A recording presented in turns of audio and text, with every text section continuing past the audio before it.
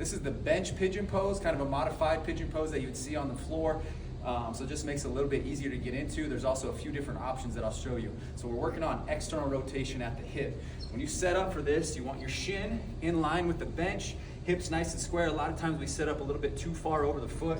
Try to stay at about 90 degrees at the knee. That's gonna give you a better stretch, as well as 90 degrees at the hip. Make sure that you're nice and square with those hips and shoulders. The nice thing about this is you can move around and work those tighter corners. So I can rotate over the knee, kind of hinge forward over the top, drop down into it, straighten that back leg out, work where you're tight and spend the time there. Some options, okay? You can prop the bench up. A lot of times you use a yoga block when you're on the ground, so we can just use the bench, prop this up at an angle, and allow us to get into a little bit more comfortable position.